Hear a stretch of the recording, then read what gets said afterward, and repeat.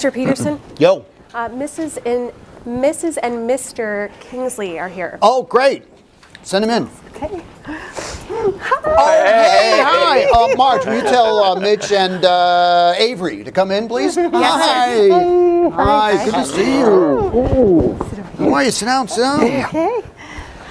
It's been too long. Oh, yeah, we never see you. You're seeing me now. So, how you guys doing? Good. Good. We're doing All right, okay. hey, come on in. Ron, hey. Hey, these are two very dear friends of mine. This is Tom and Beth Kingsley. Hi. I've known these two for like forever. I was best man at their wedding. No, you weren't. I was best man at one of your weddings. Yes, and we don't talk about that one. Oh, I'm sorry. Right. Okay. This is two of my hottest young hotshots. This is Mitch Mr. Kingsley. Hi. Mrs. Kingsley. Hi, hello. and Avery. Hi. So, geez. Okay. So we're gonna. What's this big idea you have? Well, could we get some coffee? Oh yeah. Would you like some coffee, I'd love Avery? some Would you coffee, get us yeah. all some coffee, please? Yeah, there Ron, What? you asked the woman to get the coffee? I said please. Well, she's an attorney, isn't she? Yes, and a CPA. But she's a girl, so you asked the girl to get the coffee. Yeah. Why don't you get the coffee? I don't know where it is. Ron, I'll take care of it. Oh, I don't mind. No, it's fine. Cream and sugar? Yeah, thank Yes, you. thank you. I'll just text Marge, no problem.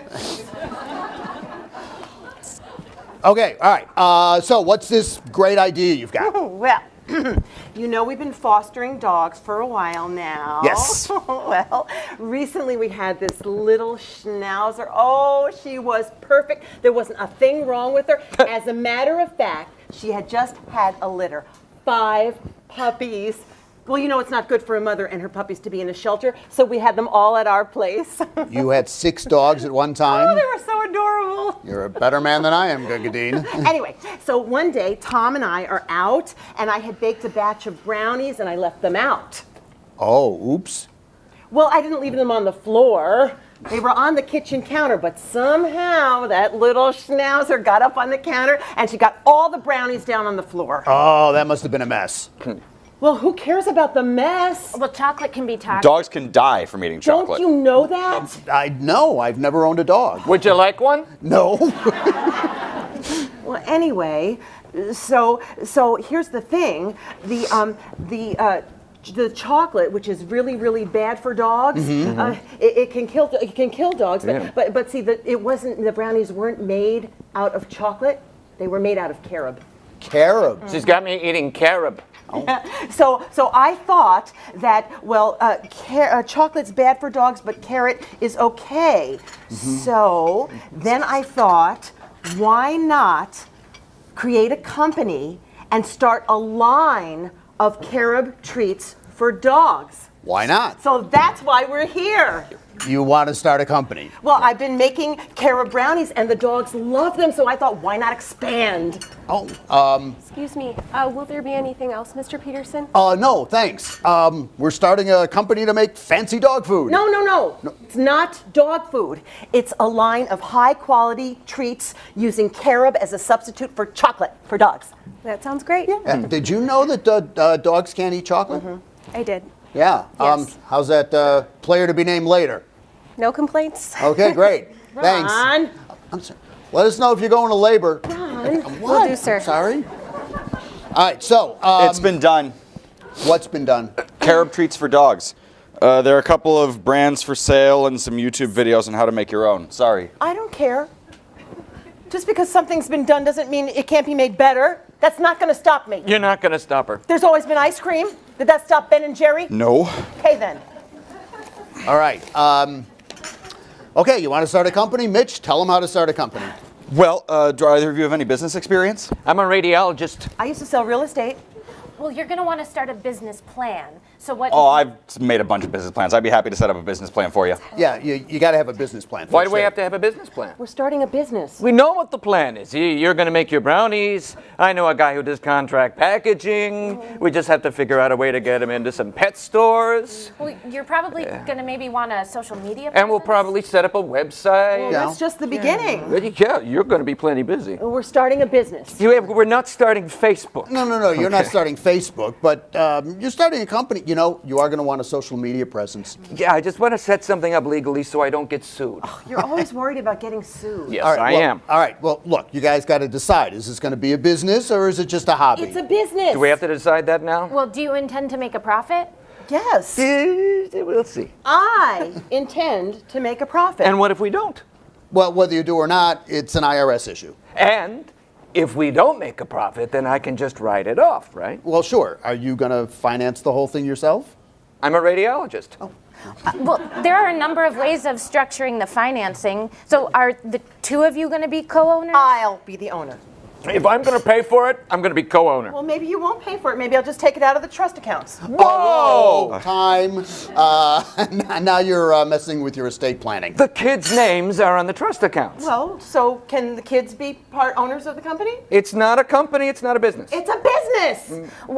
Well, do you all intend to make this just local or maybe nationwide? Just local. Well, I thought locally at first, but if it takes off, who knows? We could go nationwide. I thought you were just going to cook in the basement.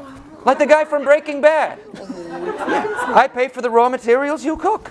Well, there are a number of ways that you could set up the funding. So, like, you could self-fund the startup capital yourselves initially, and then maybe once you're in production, you could set up like lines of credit. I know somebody over at Northern Trust. Her name's Robin Levin, and what she can do is Yeah. Let's just not get ahead of ourselves. This is a lot more complicated than I thought it was going to be. Yeah, because you haven't been thinking about Well, it. there's going to be lawyers and accountants. Yes, lawyers, and accountants, insurance agents, marketing people. I know. I've done my research. I can handle it. You just want me to pay for it. I want your support.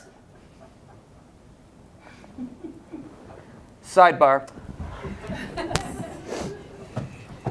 Are you sure you want to do this? I don't know what this is. I don't know what I'm getting myself into. Well, it wouldn't be the first time. Okay. What did I tell you? Prenup. You think it could go there? I always think it could go there. There are going to be issues. So, can you at least set it up so I oversee the money? I have people. Okay. So long as you got my back. Absolutely. Okay. All right? We're going to start a company. Hey! Okay.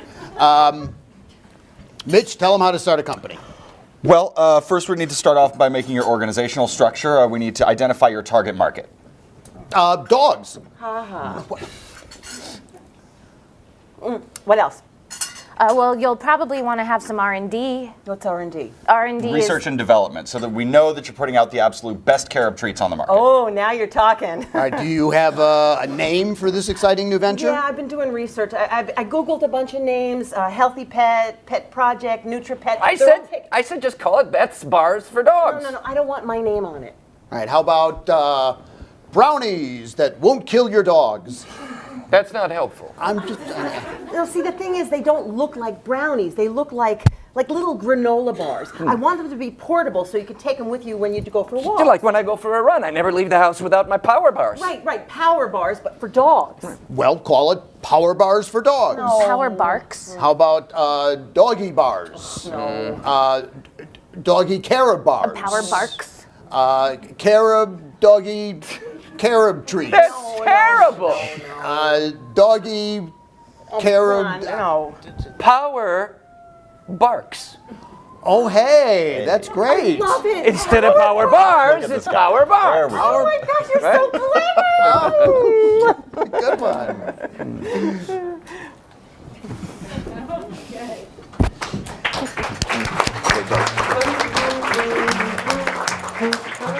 The first and most obvious thing that happens is Ron asks Avery to get the coffee. Now, it's his standard, stereotypical behavior. Despite its being called out, it happens all the time. But here, something unique happens. The other woman in the room calls Ron on it. That And doesn't usually happen. That doesn't usually happen, but we wanted to use it to point out the effectiveness of women sticking up for other women. That is shame, Humor. humor, calling attention to the issue can often be very effective. So when there's more than one woman in the meeting, we try to say, watch out what's happening to the other one. Is she being put down? Is there a slight? Can you help out? So all of that is an important dynamic here, because when women are helping other women, it's often much easier to negotiate these issues than it would be otherwise. Having another woman in the meeting is really a positive that we did not see Avery use at all. She didn't try to connect with Beth, and when Beth is so excited about her project, she could have been the one who made a connection by indicating the importance of what was going on. I mean, it is an important project for Avery, even if it's not a very important one for Ron, the boss. But she doesn't do that. And so when Ron and Tom, so the senior partner and the client, step aside for a minute and start to talk, I'm going to let Al comment on what's going on in that situation. But immediately, Avery took out her cell phone. Did you notice? And Beth was looking at her, trying to make a connection. Beth was ready to continue on with the meeting about these, whatever they were going to call them, and Avery's on her phone. So she lost an amazingly important opportunity by not staying in the room and being present. Now, Al, about that sidebar. Well, what do you think about that sidebar? For the lawyers in the room, the obvious client here is the venture. Ron is not representing Tom. He's representing the enterprise, the business. And for him to suggest that he's got Tom's back presents an obvious conflict. Who's got Beth's back? Who's dealing with the venture? So we've set up a dynamic here that is flawed from the very beginning. And so what about the situation when they're talking about what are we going to call this venture? I don't know how many times you might have heard Avery say power barks. She was very soft-spoken, but she probably did it 3, 4, maybe 5 times. And I'm sure that she was thinking it the entire time, so it was there. Did anybody hear her? No, they didn't hear her. They took the name, and Tom says power barks, and it was as if the room stops. This happens in real life. You know, the woman says something, and 10 minutes later, a guy says it, and then they're like, oh my, that is the best thing I've had. How brilliant. And so he got a kiss out of it. Beth kisses Tom for such a great name, power barks. Okay, now, what is Avery going to do in a situation like that? She's certainly not going to say, well, wait a minute, I said that 5 minutes ago. What she should do, and what women don't tend to do in meetings, is she should spread out. She should put her papers down. She should declare her territory. My own personal preference is on the edge, because that way then you can see everybody. You're not fighting with the guy who's going to push your papers aside or, you know, be pissed off that that was the spot he wants. If you take the edge, you actually have an ability to see everybody, which is really what the key is. You don't want to be in a spot where you cannot see what's going on. Notice that when Mitch volunteers to get the coffee, he doesn't leave the meeting. He stays right there. He texts. Very important. We're going to watch later Avery leave a meeting.